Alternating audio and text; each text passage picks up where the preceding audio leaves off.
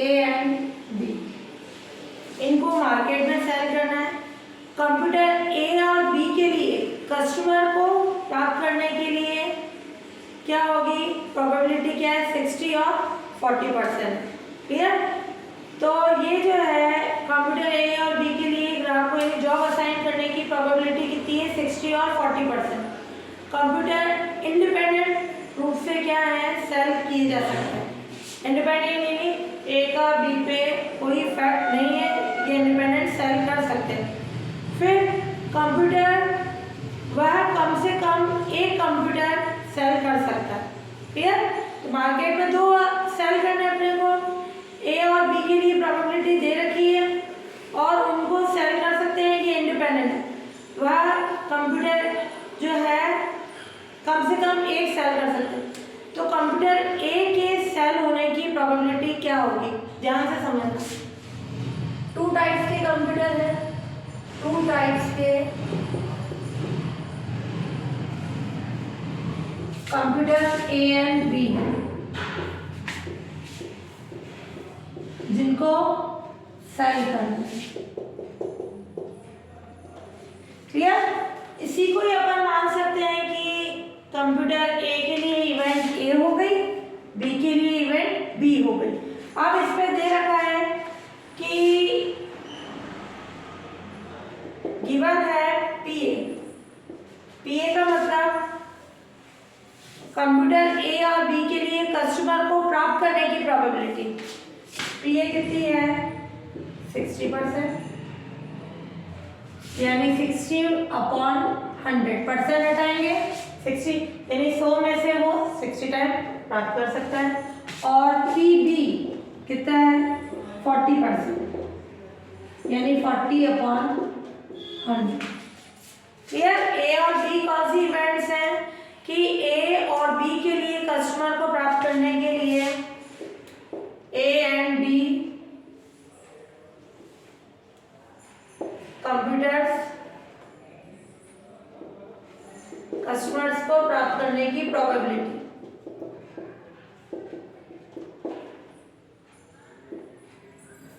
ये दे रखी है पीए कि एक कंप्यूटर कस्टमर को प्राप्त होगा, तो इसके लिए क्या है कंडीशन, पीए 60%। क्लियर?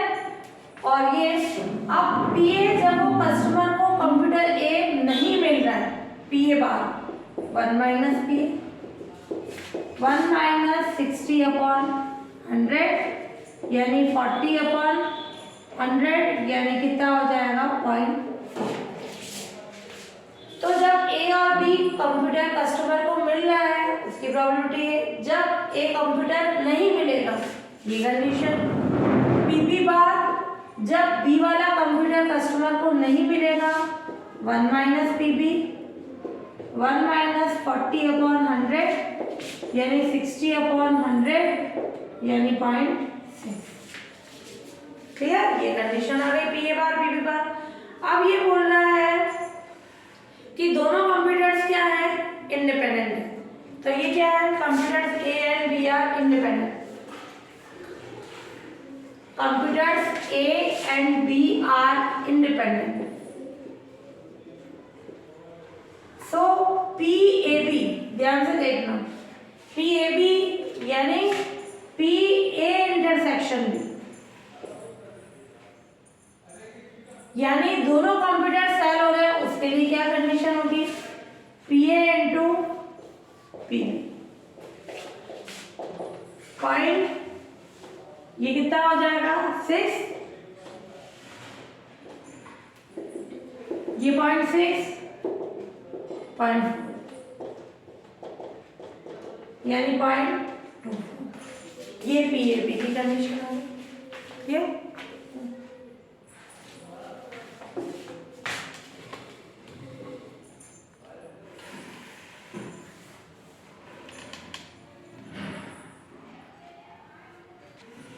इसकी लैंग्वेज थोड़ी घुमा के दे रखी है।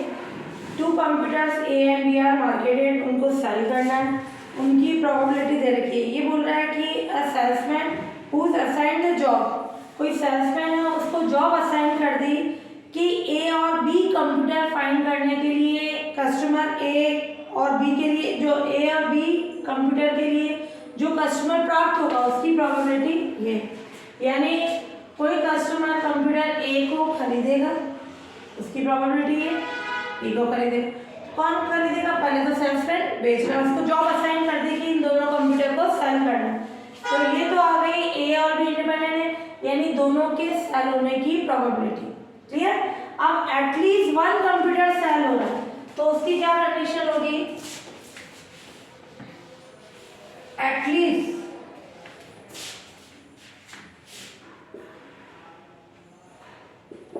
वन कंप्यूटर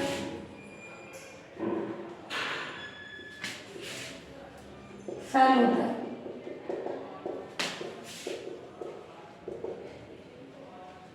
उसकी प्रोबेबिलिटी क्या होगी? एटलीस्ट वन कंप्यूटर सेल होता है, इसका मतलब ए सेल होता है, बी नहीं होता है। या के लिए और के लिए हमेशा प्लस आएगा।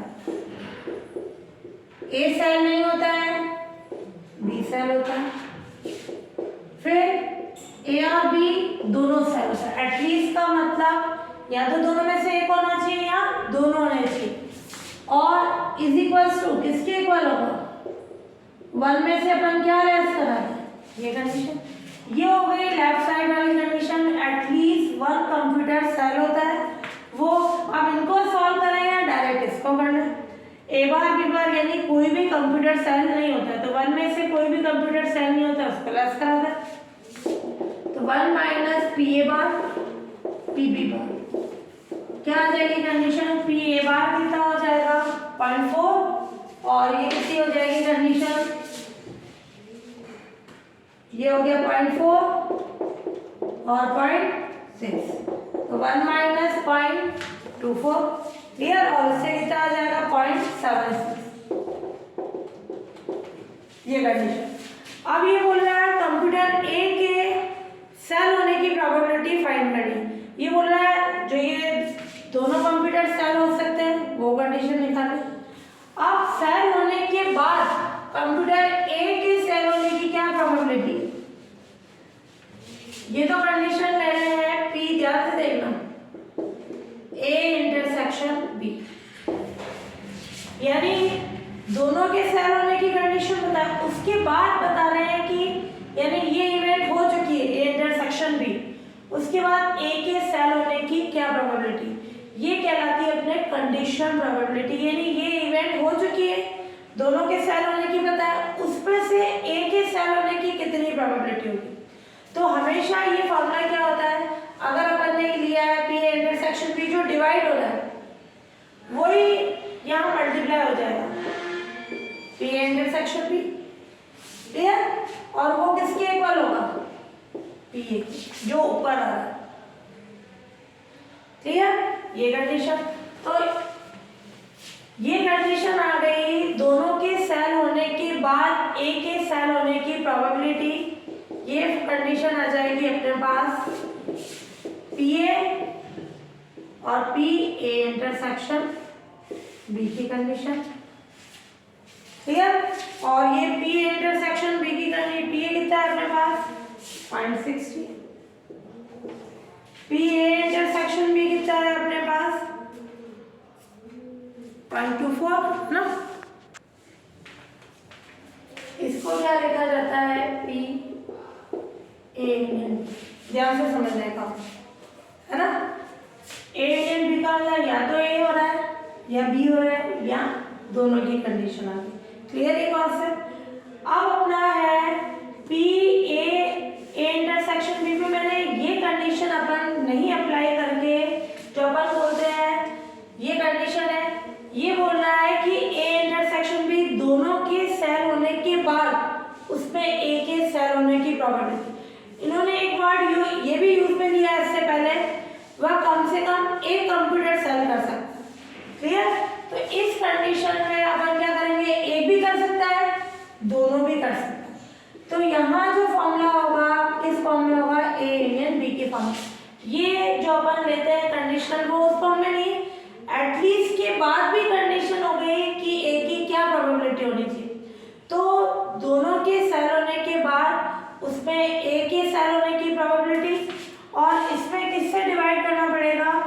ए या बी, ए एंड बी, यानी कम से कम एक कंप्यूटर सेल कर सकता है, वो दोनों भी सेल कर सकते हैं। अगर मैं इसको इंटरसेक्शन से डिवाइड करूंगी दोनों ही कर सकते हैं। एटलीस्ट वन कंप्यूटर सेल होने की probability, at least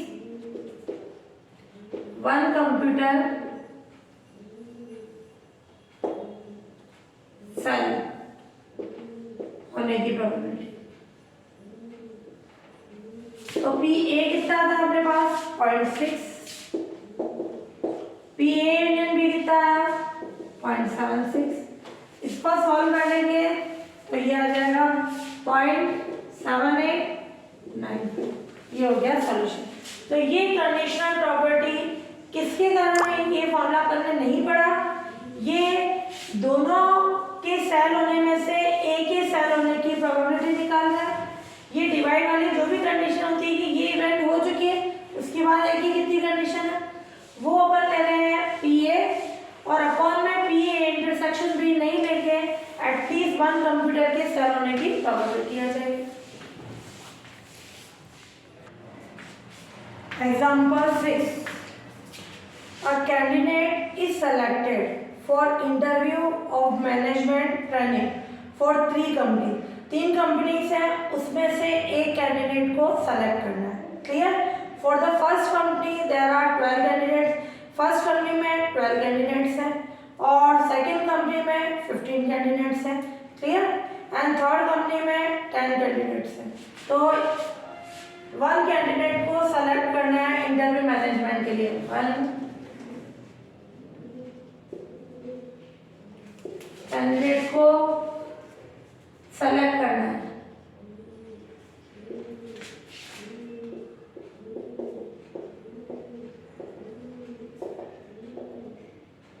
interview of management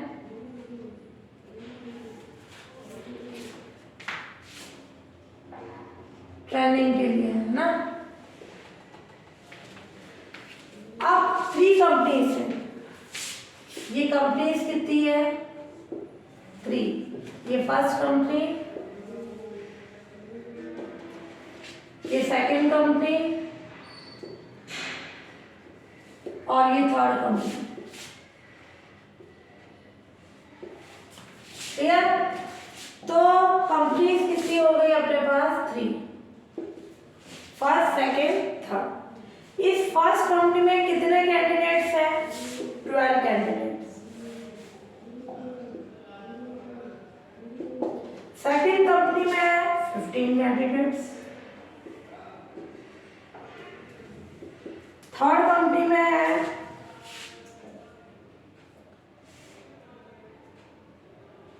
first में सॉरी है 3, हाँ 3 for the first company there are 12 candidates, second में 15 और थर्ड में 10।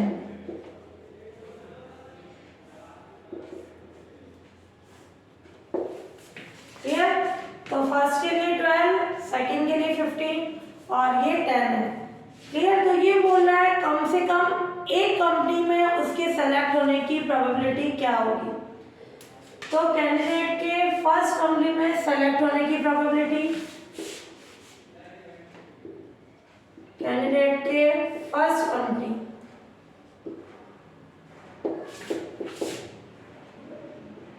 सेलेक्ट होने की प्रोबेबिलिटी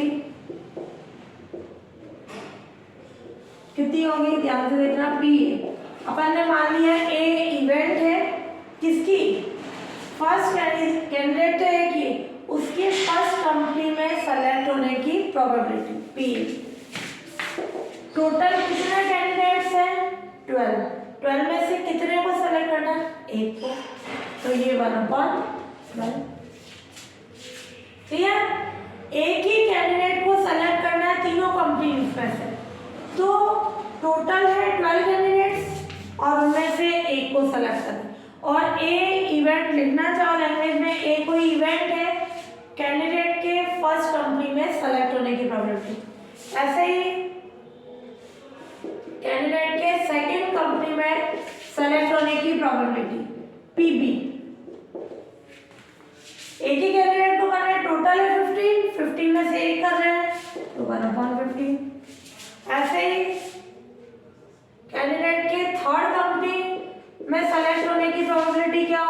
पीसी कितना हो जाएगा 1/10। ये तीनों ही कंडीशन ए बी सी कैसी है, इंडिपेंडेंट है। अपने को बोल रहा है कि इस कैंडिडेट के एटलीस्ट वन कंपनी में सेलेक्ट होने की, एटलीस्ट कम से कम तीनों में से भी सेलेक्ट हो सकता है, दो में से भी हो सकता है, कैसी भी कंडीशन हो सकती है। तो पी ए बार क्या हो जाएगी, उसके सेलेक्ट नहीं होने की प्रोबेबिलिटी 1 - 1/12 यानी 11/12। P B bar 1 - 1/15 14/15। P C bar 1 - 1/10 यानी 9/10 की कंडीशन। तो कैंडिडेट के वन कंप्लीमेंट सेलेक्ट होने की प्रोबेबिलिटी, कैंडिडेट के एटलीस्ट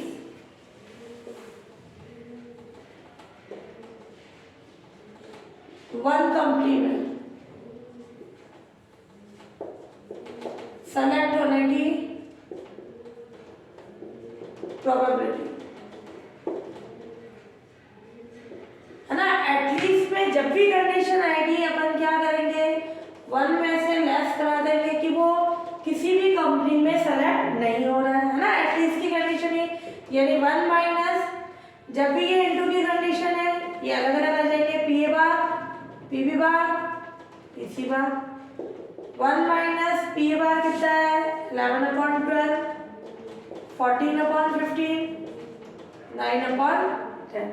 इसको सॉल्व कर देंगे तो ये आ जाएगी अपने पास एटलीस्ट वन कंपनी में सेलेक्ट होने की प्रोबेबिलिटी 231/300 यानी 0.77। क्लियर। तो पहले सेलेक्ट होने की प्रोबेबिलिटी निकाली कैंडिडेट के, फिर सेलेक्ट नहीं होने की, फिर एटलीस्ट वन कंपनी में सेलेक्ट होने की प्रोबेबिलिटी 1 में से ये लेस करा दो, अलग अलग कंडीशन ले लो।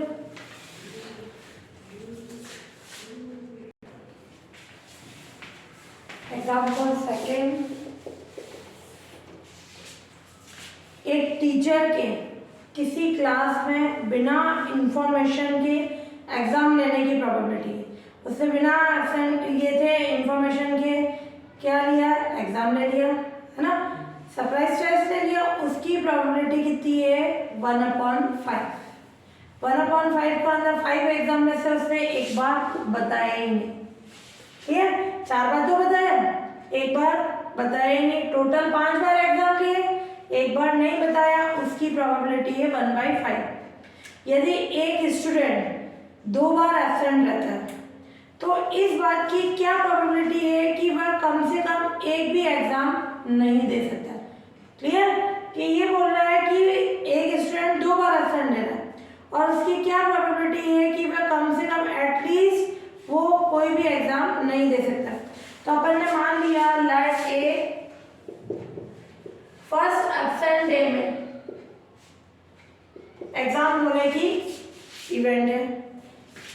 फर्स्ट यानी जो वो स्टूडेंट फर्स्ट डे एब्सेंट था उसके लिए इवेंट कैसी है ए, और बी सेकेंड डे एब्सेंट था, लेट ए जो है इवेंट स्टूडेंट के फर्स्ट डे में एब्सेंट होने की ए इवेंट जो है स्टूडेंट के फर्स्ट डे में एब्सेंट होने की है और होने को शो करता है, और बी इवेंट स्टूडेंट के सेकेंड डे में एब्सेंट होने को शो करता है। क्लियर। तो पी ए क्या होगी जब वो फर्स्ट डे एब्सेंट था, प्रोबेबिलिटी। क्लियर, पी ए हो गया 1/5 और पी बी हो गया सेकेंड डे भी वो एब्सेंट था, टीचर डे एग्जाम ले लिया 1/5, और पी ए बार कितना हो गया जब वो एब्सेंट नहीं था एग्जाम हुआ 1 - 1/5 यानी 4/5। ऐसे पी बी बार क्या हो जाएगा 1 - 1/5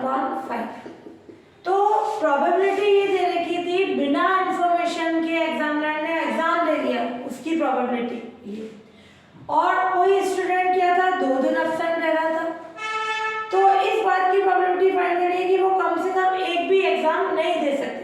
तो ये तो क्या है कंडीशन, जब वो एब्सेंट था उसकी प्रोबेबिलिटी है फर्स्ट डे, सेकंड डे भी एब्सेंट था उसकी प्रोबेबिलिटी है।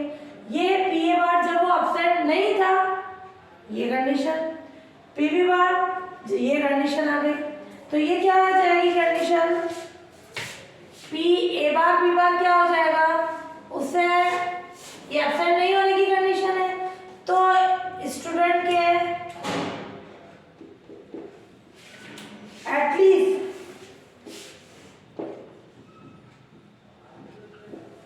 वन टाइम, स्टूडेंट के एटलीस्ट वन टाइम एग्जाम नहीं देने की प्रोबेबिलिटी,